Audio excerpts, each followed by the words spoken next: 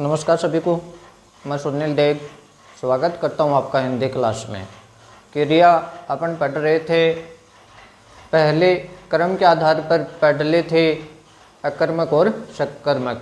आज हमें पढ़ना है संरचना या प्रयोग के आधार पर क्रिया और क्रिया के प्रकार यानी भेद। तो सबसे पहले कि संरचना या प्रयोग के आधार पर क्रिया कितने प्रकार की होती है। तो जैसे एक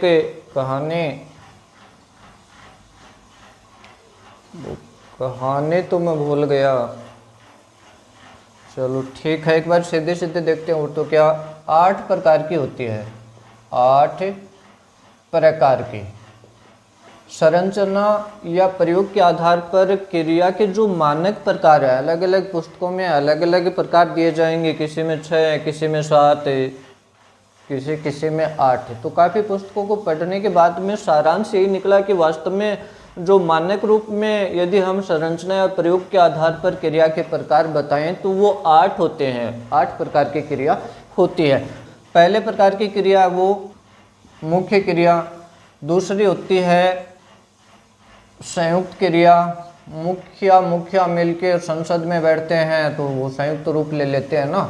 और फिर इनके लिए सहायक भी तो चाहिए ना, इनके हेल्प करने के लिए, तो सहायक क्रिया। और अब ये विवाद वगैरह करते हैं, वो कहानी फिसल गई दिमाग से, अभी फिर कभी याद आएगी तो फिर बता दूंगा। अब तो देखो अगली होती है पूर्वकालिक क्रिया। अगली पै से ही आगे चला गया, 4 पै के शक्ल का पै, प्रेरणात्मक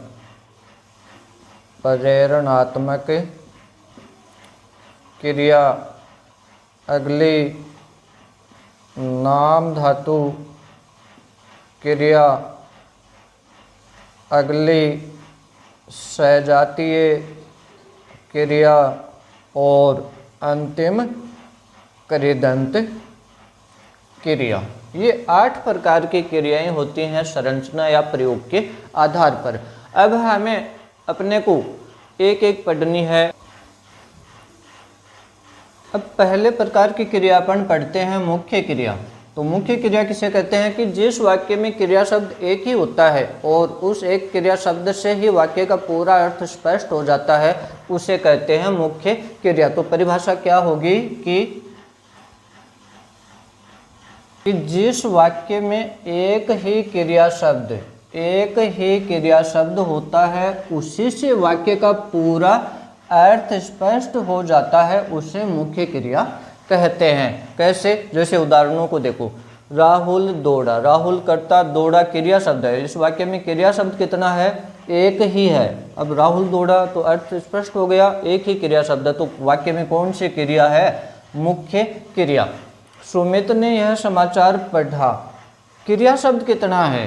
पढ़ा, एक ही क्रिया शब्द है, एक से पूरा अर्थ स्पष्ट हो रहा है, मुख्य क्रिया। शिक्षिका आई, तो अर्थ स्पष्ट हो गया, एक ही क्रिया शब्द है, मुख्य क्रिया। राधा हंसी, एक ही क्रिया शब्द है, पूरे वाक्य का अर्थ स्पष्ट हो रहा है, मुख्य क्रिया। अगली क्रिया है संयुक्त क्रिया। संयुक्त क्रिया किसे कहते हैं? परिभाषा क्या है कि जिस वाक्य में एक से अधिक क्रिया शब्द हों और उनके अर्थ अलग अलग आए, उसे संयुक्त क्रिया कहते हैं। एक से अधिक क्रिया शब्द, अर्थ अलग अलग आने चाहिए, वो क्रिया कहलाती है संयुक्त क्रिया। संयुक्त क्रिया का निर्माण कैसे होता है कि क्रिया शब्द कितने होंगे? एक से अधिक होंगे, एक से अधिक, 2 भी हो सकते हैं, 3 भी, 4 भी, 5 भी, कितने भी। तो जो पहला क्रिया शब्द होता है, पहला क्रिया शब्द होता है, वो कहलाता है मुख्य क्रिया। वो होता है मुख्य क्रिया। कि सारी की सारी क्रियाएं उसी पर आश्रित होती हैं। सबसे पहले जो क्रिया स्टार्ट हुई, शुरू हुई, उसके बाद में अन्य जो क्रियाएं हुई वो कहलाएंगी फिर रंजक क्रियाएं। तो संयुक्त क्रिया का निर्माण कैसे होता है? मुख्य क्रिया जोड़ रंजक क्रिया बराबर संयुक्त क्रिया। इस प्रकार से संयुक्त क्रिया का निर्माण होता है। कितनी भी चाहे क्रियाएं हों, 2 हों, 3 हों, कम से कम तो 2 होनी चाहिए, बाकी कितनी भी हो सकती हैं। तो 2 क्रिया है तो पहली तो मुख्य क्रिया होगी, बाद वाली रंजक होगी। यदि 4 क्रियाएं हैं तो पहली तो मुख्य होगी और बाकी जो 3 बाद वाली हैं वो रंजक क्रियाएं कहलाती हैं। मुख्य क्रिया और रंजक क्रिया से मिलकर के बनती है संयुक्त क्रिया। तो ये भी ध्यान में रखना है, ये भी ध्यान में रखना है, ये भी क्वेश्चन पूछा हुआ है। तो अब इन वाक्यों को देखो कि वह बहुत देर तक योग करता रहा।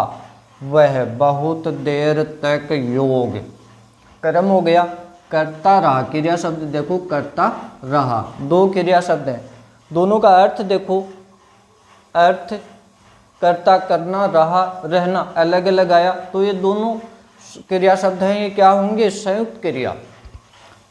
अब इनमें ये जो पहला क्रिया शब्द है ये होता है मुख्य क्रिया। ये क्या होता है? मुख्य क्रिया। और जो दूसरा शब्द है रहा, ये है होता है रंजक क्रिया। रंजक क्रिया। और मुख्य क्रिया और रंजक क्रिया से मिलकर के, दोनों से मिलकर के क्या बनती है? संयुक्त क्रिया बनती है। अगला देखो, आजाद झूमता हुआ चला आया। आजाद संज्ञा शब्द, कर्ता, झूमता क्रिया शब्द, हुआ क्रिया शब्द, चला क्रिया शब्द, आया क्रिया शब्द, सभी क्रिया शब्द हैं ये 1 2 3 4। सभी क्रिया शब्दों के अर्थ अलग अलग आने चाहिए। देखो आ रहे हैं क्या? झूमता झूमना, ये अर्थ होता है इसका। हुआ होना, चला चलना, आया आना। तो सारी क्रियाओं के जो अर्थ है वो अलग अलग आ रहे हैं। अब इनमें ये जो झूमता है ये तो क्या है? मुख्य क्रिया है, ये तो मुख्य क्रिया। बाकी के जो हैं हुआ, चला, आया, ये तीनों क्रियाएं हैं रंजक क्रियाएं। तीनों क्रियाएं क्या हैं? रंजक क्रियाएं। और मुख्य क्रिया प्लस रंजक क्रिया से बनती है संयुक्त क्रिया। तो अपन ये कहें कि इस पूरे वाक्य की यहाँ से लेकर के और यहाँ आया तक की जो क्रिया है वो तो होती है संयुक्त क्रिया। और संयुक्त क्रिया में अपन देखें तो झूमता कैसे क्रिया? मुख्य क्रिया। और हुआ, चला, आया रंजक क्रिया है। अगला देखो, महिलाएं शादी में गीत, गीत तो क्या है? कर्म है, ये तो कर्म है। गाती हुई जा रही थी। गाती, गाना, हुई, होना, जा, जाना, रही, रहना, ये इन क्रिया शब्दों के कितनी क्रिया शब्द आई? 4 आई। अंत में तो क्या है? ये थी है, मतलब पहले स्थिति बता दी, तो ये तो सहायक क्रिया है। ये है होती है संयुक्त क्रिया। गीत, गाती हुई, ये तो नहीं, गाती हुई जा रही, ये संयुक्त क्रिया हो गई, ये संयुक्त क्रिया। और इस संयुक्त क्रिया में जो सबसे पहले क्रिया है गाती हुई, भाई गाना उन्होंने शुरू किया तभी तो हुई, जाना, रही, ये स्थितियां बनी, तभी तो ये बाद वाली क्रियाएं हुई। तो बाद वाली जो क्रियाएं हैं वो कहलाएंगी तीनों के तीनों रंजक क्रियाएं। और ये जो थी है ये तो सहायक क्रिया है, ये तो अगले भाग में अपन पढ़ेंगे। ये तो सहायक क्रिया है। और गाती यानी कि गाना, गाती, ये मुख्य क्रिया है। तो मुख्य क्रिया जो रंजक क्रिया से बनती है संयुक्त क्रिया। तो गाती हुई जा रही यहाँ तक संयुक्त क्रिया, गाती इसमें मुख्य क्रिया, और हुई जा रही रंजक क्रिया। और ये तो स्थिति बता रही है, तो लास्ट वाली तो हो गई, थी तो हो गई सहायक क्रिया। अगली क्रिया है सहायक क्रिया। सहायक क्रिया कौन कौन सी होती है? ता, गा, है, था। इससे आगे भी बनते हैं ती, ते, गा, गे, गे, है, था, थे। ये तो इनके आगे विकसित रूप है, मूल में यही होती है। किसे कहते हैं सहायक क्रिया? कि जो क्रिया मुख्य क्रिया की स्थिति या समय बताने के लिए आमतौर पर वाक्य के अंत में प्रयुक्त होती है, सहायक क्रिया कहलाती है। काम क्या करती है? ये मुख्य क्रिया की स्थिति या समय बताने का काम करती है। विशेषताएं क्या है सहायक क्रिया की? कि ज़्यादातर मुख्य क्रिया के साथ आती है ये वाक्य के अंत में, लेकिन कभी कभी अकेले आकर के भी वाक्य का अर्थ स्पष्ट कर देती है, यानी कि पूरा अर्थ देती है। ता, गा जो होंगे, देखो 4 है ना, ता, गा, है, था। तो ता और गा है ये मुख्य क्रिया के साथ में जुड़ करके आते हैं। और है तथा था ये आगे, सबसे आगे अंत में स्वतंत्र रूप से आते हैं, और इनके आगे बाद में पूर्ण विराम लग जाता है। अब वाक्य देखो, जैसे रमेश बाजार नहीं जाता। तो रमेश बाजार, ये तो कर्म हो गया, नहीं ये तो नकारात्मक शब्द हो गया। ये क्रिया है जा क्रिया मुख्य रूप से मतलब जाना, और इसमें ता ये अलग होना चाहिए था, ये ऐसे होता ता, ये ऐसे, लेकिन मैंने बताया ना गा और ता जुड़ करके आते हैं मुख्य क्रिया में। यहाँ पर जा मुख्य क्रिया है, जा का अर्थ है जानना, और ता इसमें जुड़ जाएगी और ये हो जाएगा शब्द जाता। यानी कि अर्थ स्पष्ट हो गया कि अभी बाजार नहीं जाता, यानी समय और स्थिति बता दी मुख्य क्रिया की। नहीं तो यदि ये सहायक क्रिया नहीं होती, यहाँ से ता को हटाओ, अब क्या मतलब निकला इस वाक्य का, रमेश बाजार नहीं जा, क्या अर्थ हुआ, कोई स्थिति कोई समय कुछ नहीं है, तो इसने जा करके सहायक क्रिया ने ये इसकी स्थिति और अर्थ है वो पूर्ण किया है। यहाँ पर वह लड़की सुंदर है, वह सार्वनामिक विशेषण है, यहाँ लड़की संज्ञा शब्द, सुंदर भी विशेषण शब्द है, सिर्फ अकेला सहायक क्रिया शब्द आया है, और उसी से वाक्य का अर्थ है वो स्पष्ट हो गया। तो बहुत अच्छा उदाहरण है ये इसका, इसी से वाक्य का पूर्ण अर्थ स्पष्ट हो गया। अगला है राजेश जयपुर जाएगा। अब जाए और गा तो है सहायक क्रिया, सहायक क्रिया ने बता दिया समय, बता दिया कि कब जाएगा, आगे आने वाले समय में जाएगा, तो समय स्थिति तो ये बताती ही है, बहुत महत्वपूर्ण काम करती है छोटी, महत्व नहीं देते इनको लोग, लेकिन बहुत महत्वपूर्ण काम ये करती हैं। इस वाक्य में जाए मुख्य क्रिया है, जाए जाना, और गा क्या है सहायक क्रिया। सचिन बहुत अच्छा खेलता था ने बता दिया पहले, वर्तमान से पहले क्या बता दिया, समय, तो था क्या है, सीधा सीधा सहायक क्रिया, और मुख्य क्रिया ये है ही खेलता। अब खेलता है या खेलेगा या खेलता था, तो था ने क्या बताया, समय बताया। अगली क्रिया है पूर्वकालिक क्रिया। पूर्वकालिक क्रिया किसे कहेंगे कि कोई क्रिया अन्य क्रियाओं से पहले ही संपन्न हो जाती है, उसे पूर्वकालिक क्रिया कहते हैं। पूर्व यानी कि पहले, कालिक यानी कि पहले के समय में, काल यानी समय, तो कोई क्रिया वर्तमान से पहले ही पूरी हो गई वो कहलाती है पूर्वकालिक क्रिया। पहचान क्या होती है इसकी कि क्रिया शब्द के अंत में कर शब्द जुड़ करके आएगा, कर शब्द जुड़ करके आएगा। जैसे वह आकर चला गया, वाक्य का अर्थ समझो, वह आकर चला गया। अब क्या है, अब स्थिति क्या है कि वो तो चला गया, लेकिन उसने आने की क्रिया पहले ही कर ली, आने की क्रिया तो संपन्न कर ली, और उसके बाद में चला गया या चलता जा रहा है, ये क्रियाएं चालू भी होंगी या पूरी हो गई होंगी। लेकिन ये क्रिया देखो आकर, आना क्रिया शब्द है, कर जुड़ा हुआ है इस क्रिया के अंत में, कौन से प्रकार की क्रिया, पूर्वकालिक क्रिया।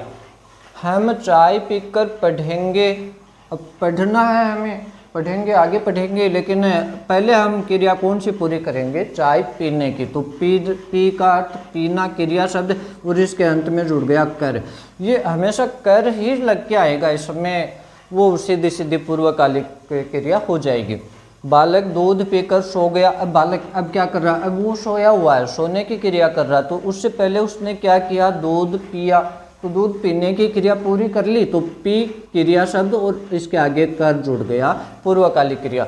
वह खेल कर जाएगा, वह जाएगा, लेकिन उससे पहले वो कौन सी क्रिया पूरी करेगा, खेलने की, तो ये इस खेल शब्द यानी कि खेलना क्रिया, और इसके बाद में कर जुड़ गया पूर्वकालिक क्रिया। अगली क्रिया है प्रेरणात्मक क्रिया। प्रेरणात्मक, जैसे प्रेरणा शब्द क्या कह रहा है हमें कि प्रेरणा दो, किसी से कार्य करवाओ, किसी को प्रेरित करके कार्य करवाओ, तो इसकी परिभाषा क्या बनेगी कि जहाँ कर्ता स्वयं क्रिया न करके किसी को प्रेरणा देकर या प्रेरित करके दूसरे से क्रिया करवाता है, उसे प्रेरणात्मक क्रिया कहते हैं। पहचान इसकी ज़्यादातर वाक्यों में ता है या ती है या ते है, ऐसे शब्द आते हैं। पहला वाक्य देखो, अध्यापक छात्र से पाठ पढ़वाता है। कर्ता कौन है, अध्यापक। पाठ पढ़ रहा है क्या, अध्यापक नहीं पढ़ रहा। पाठ कौन पढ़ रहा है, छात्र। छात्र क्यों पढ़ रहा है, क्योंकि अध्यापक ने उसे प्रेरणा दी, उसे प्रेरित किया कि भाई ये पाठ कक्षा में खड़ा होकर के पढ़। तो पढ़ने का काम क्रिया कौन कर रहा, छात्र कर रहा। किसके कहने पर, अध्यापक के कहने पर। तो ये जो इस वाक्य की क्रिया है, पढ़वाता है, किस प्रकार की क्रिया होगी, प्रेरणात्मक क्रिया होगी। हेमंत दुष्यंत से पत्र लिखवाता है। हेमंत करता तो हेमंत है, ये खुद पत्र लिख रहा है क्या? नहीं लिख रहा। ये है किसी को कह करके प्रेरणा देना, प्रेरित करना, ये कहना ही होता है। ये किसी से कह करके दूसरे से क्रिया करवा रहा है, तो इस वाक्य की क्रिया भी प्रेरणात्मक क्रिया। कविता सविता से कॉफी बनवाती है। अब कविता आई सविता के घर, उसने कहा कि मेरा सर दर्द कर रहा है, कॉफी बना दो। तो कहा किसने? प्रेरणा किसने दी? प्रेरित किसको किया? सविता को कविता ने किया। काम किसने किया? सविता ने किया। वो कॉफी बना के लाती है। वाक्य की क्रिया किस प्रकार की? प्रेरणात्मक। ड्राइवर गाड़ी चलाता है। थोड़ा ध्यान दो इस पर, दिमाग लगाओ थोड़ा। ड्राइवर गाड़ी चलाता है, किस प्रकार की क्रिया? ज़्यादातर बच्चे हम वो ड्राइवर क्या चलाता है मुख्य क्रिया कर देते हैं इस समय। लेकिन ड्राइवर को, गाड़ी कौन चला रहा है? ड्राइवर चला रहा है। अब मान लो ड्राइवर कैसे गाड़ी चलाएगा कि हमें डीडवाना जाना है तो ड्राइवर अजमेर ले जाएगा क्या? वो तो अपने कहने पर ही तो कार्य करेगा ना। यानी कि एक पेशा होता है, ये पेशेवर लोग होते हैं, इनको हम जो बोल देते हैं वैसे ही वो गाड़ी चलाते हैं, उधर ही वो जाते हैं। तो ड्राइवर को हमने प्रेरणा दी, हमने प्रेरित किया, हमने कहा कि वहाँ चलना है तो ड्राइवर वहीं जाएगा, वहीं जाएगा। तो इस वाक्य की क्रिया भी किस प्रकार की क्रिया है? प्रेरणात्मक क्रिया। ध्यान में रख लेना, ये पूछा हुआ है, ये शायद फर्स्ट ग्रेड के एग्जाम में पूछा हुआ वाक्य है, ये ध्यान में रखना। अगली है नाम धातु क्रिया। नाम को क्या कहते हैं हम? संज्ञा। तो संज्ञा या सर्वनाम शब्दों से बनने वाली क्रिया नाम धातु क्रिया कहलाती है। जैसे शर्म है, भाववाचक संज्ञा है, इससे क्रिया शब्द बन गया शर्माना। घबराहट भाववाचक संज्ञा, ये छू नहीं सकते, संज्ञा भी ट्रिक से अपन ने पढ़ी थी ना। घबराहट संज्ञा है तो इससे घबराना क्रिया बन गई। अपना सर्वनाम शब्द है, अपनाना क्रिया शब्द बन गया। हाथ है, कोई भी हाथ है, जातिवाचक संज्ञा है, हथियाना क्रिया बन गया। बात भाववाचक संज्ञा है, बतियाना क्रिया शब्द बन गया। अब वाक्य देखो इसके कि कृष्ण को देखते ही राधा शर्माई। ये शर्माई जो क्रिया शब्द है, शर्माई का मतलब शर्माना किससे बना? भाववाचक संज्ञा से बना। तो संज्ञा या सर्वनाम से बनने वाले शब्द ही, क्रिया शब्द ही नाम धातु क्रिया कहलाते हैं। वह तूफान को देखकर घबरा गई। घबरा क्रिया शब्द है, घबराहट यानी कि घबराना से बना। सोहन की जमीन मोहन ने हथिया ली। हाथ से बना हथियाना, हथियाना क्रिया शब्द से क्या बना? ये तो आगे बदल जाते हैं ना, फिर ना को तो हटा करके हमें सामान्य रूप से क्रिया शब्द बनाने पड़ते हैं ना, तो वो चीज़ें हैं। महिलाएं मिलते ही बहुत बतियाने लगती हैं। देखो बात बतियाना ये क्रिया शब्द बना। महिलाओं की तो ये आदत ही है, सार्वभौमिक आदत ही है। दो महिलाएं मिल गई, घंटे भर तक वो पड़ोसियों के, मोहल्ले वालों की, वो है सार, वो है सार, वो बोले तो चुगलियाँ करते रहते हैं। और फिर लास्ट में घंटे भर बाद में कहते हैं कि बड़बहादुर है, अपने को क्या करना है। तो आदत ही होती है ये। एक महिला है, जा रही है, सिर पर बोझा है, जैसे वो कूड़ा डालने जा रही है, 20-30 किलो 50 किलो ऊपर सर पर है। दूसरी महिला मिल गई, खड़ी रहेगी। जैसे वो कचरा पात्र थोड़ा ही दूर है, उसमें उसको कचरा डालना है, 40 किलो कचरा, लेकिन नहीं, वो बातें करते रहेंगे। अरे और वो अपनी वो साइड बदलती रहेगी, ऐसे बदल लिया, ऐसे बदल लिया। मैंने कई बार देखा, आधा घंटे तक वो साइड चेंज करती रहती है। अरे इतना ज़रूरी है क्या? एक बार ये वजन तो नीचे उतार के, वजन नीचे उतार के बातें कर लो। लेकिन कुछ महिलाओं में दिमागी प्रॉब्लम ही होती है, तो उसका नतीजा है ये, और तो क्या है। तो क्रिया, ये क्रिया पूरी हुई नाम धातु। अगली क्रिया है सजातीय क्रिया। सजातीय मतलब एक ही जाति की, मतलब क्रिया शब्द एक ही अर्थ देने वाले। तो परिभाषा क्या बनेगी कि एक से अधिक क्रिया शब्दों का एक ही अर्थ आए, उन्हें सजातीय क्रिया कहते हैं। कैसे? तो जैसे उसने अन्य को चढ़ाइयाँ चढ़ी। अन्य को तो ये तो विशेषण शब्द है, चढ़ाइयाँ क्रिया शब्द है, चढ़ी क्रिया शब्द है। दोनों का एक ही अर्थ है। चढ़ाइयाँ का अर्थ होता है चढ़ना, चढ़ी का भी अर्थ होता है चढ़ना। तो दो क्रिया शब्द हैं, दोनों का अर्थ समान है, क्रिया हो गई सजातीय।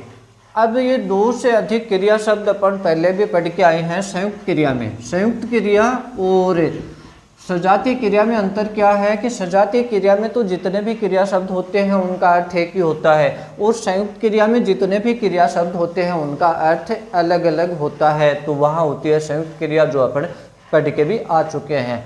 भारत ने बहुत लड़ाइयाँ लड़ी, लड़ाइयाँ क्रिया शब्द, लड़ी क्रिया शब्द, लड़ाइयाँ का अर्थ लड़ना, लड़ी का भी अर्थ लड़ना। तो दो क्रिया शब्द हैं, दोनों का समान ही अर्थ है, समान अर्थ है, तो सजातीय क्रिया इनमें है। अंतिम क्रिया है कृदंत। तो कैसे कृदंत, कैसे क्रिया, तो वे क्रिया शब्द जो क्रिया शब्दों में प्रत्यय लगने पर बनते हैं कृदंत क्रियाएं कहलाती हैं।